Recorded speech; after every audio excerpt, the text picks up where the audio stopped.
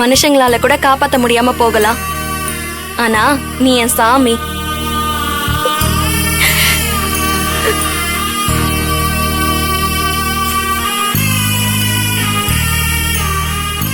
நீ எப்படி என்ன கைவிடுவ? உன் பக்கத்துல இருந்தாதான் நான் சேஃபா சந்தோஷமா இருப்பேன். நீ பயப்படாம இரு.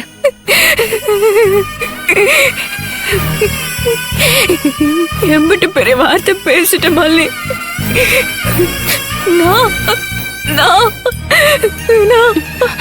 என்ன புல்லு, நீ அழுதா எனக்கும் அழுகாச்சியா வருது.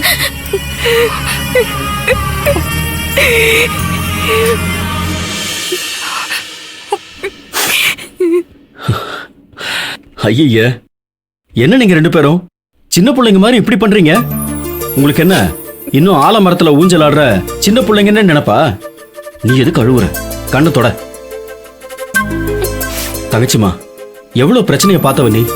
இதெல்லாம் ஒரு பிரச்சனையா? பயப்படாத தங்கச்சிமா. மாலினிக்கு ஒன்னும் ஆகாது. நாங்களே பயப்படாம இருக்கோம். நீ எதுக்கு பயப்படுற? பாத்துக்கலாம், விடு. இங்க பாரு, நீ எதை பத்தியும் கவலைப்படாம கல்யாண வேலையை பாரு.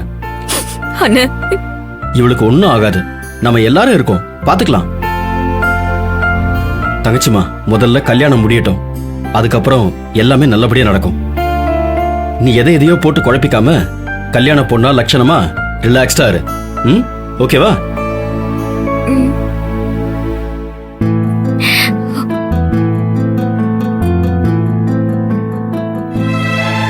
ஏய், என்னாச்சு?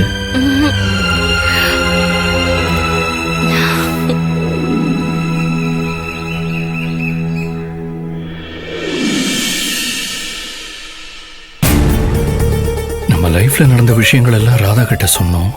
அதை கேட்டு அவங்க என்ன நினைச்சிருப்பாங்க? பெருசா ஒன்றும் ரியாக்ட் பண்ண மாதிரியே தெரியலையே. ஆமா, ரொம்ப நேரம் ஆன மாதிரி இருக்கு. இன்னும் அணுக்குட்டியும் காணும், ராதாவையும் காணும். மணி என்னவா இருக்கும்? கண்ணு தெரியலனா எவ்வளவு கஷ்டப்பட வேண்டியதா இருக்கு.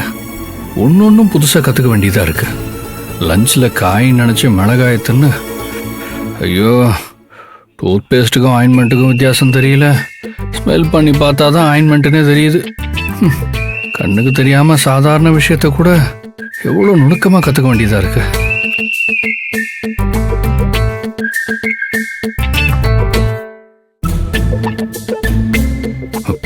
யாரு? நான் தான் ராதா. வாங்க வாங்க. இது என்ன சத்தம் தெரியுமா? தெரியலையேங்க. வாக்கிங் ஸ்டிக் வேணும்னு கேட்டது மறந்துட்டீங்களா? இல்ல இல்ல, மறக்கல. இந்த சத்தம் ஸ்டிக் சத்தமா?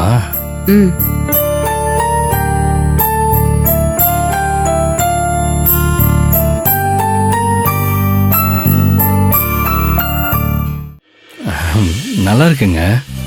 நடந்து பார்க்காமலே சொல்றீங்க. இப்பவே நடக்கிறேன். ஏய், பாத்து.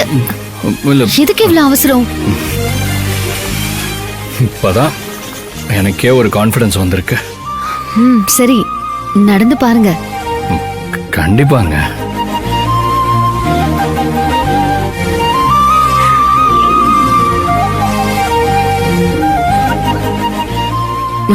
ஐயோ, பாத்து.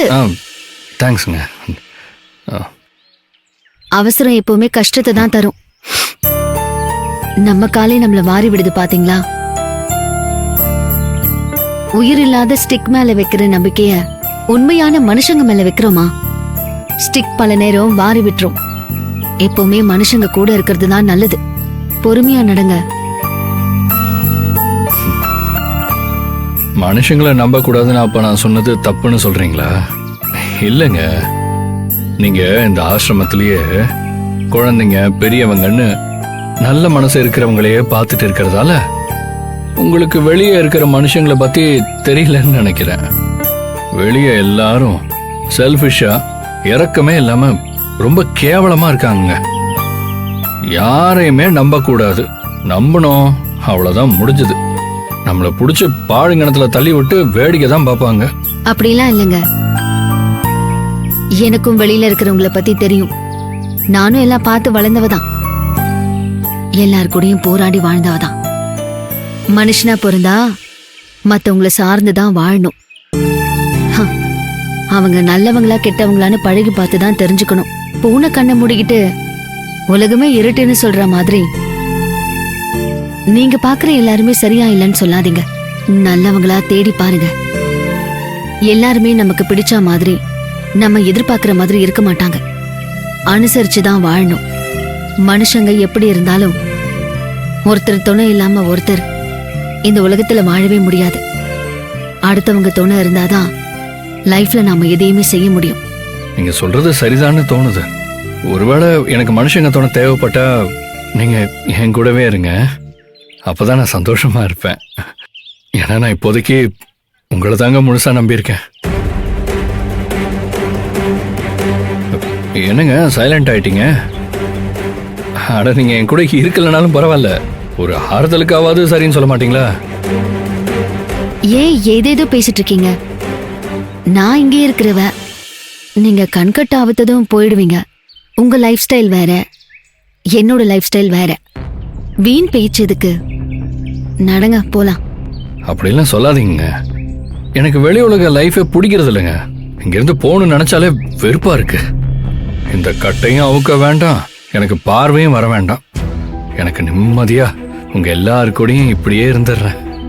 ஏன்னா நான் உங்க வாய்ஸை கேட்டுக்கிட்டே இருக்கணும்னு ஆசைப்படுறேங்க. நல்லா இருக்கு உங்க ஆசை. யாரோ ஒருத்தி வாய்ஸை கேட்கறதுக்காக. இது என் அணு வாய்ஸ். உங்களுக்கு வேணா அது சாதாரணமா இருக்கலாம், ஆனா எனக்கு என் உயிருங்க. தயவு செஞ்சு உங்க வாய்ஸை குறைச்ச சொல்லாதீங்க ப்ளீஸ். எனக்காக. மேடம் என்னாச்சு? நான் எதுவும் தப்பா சொல்லிட்டேனா? இல்லங்க, அது உங்க பர்சனல்.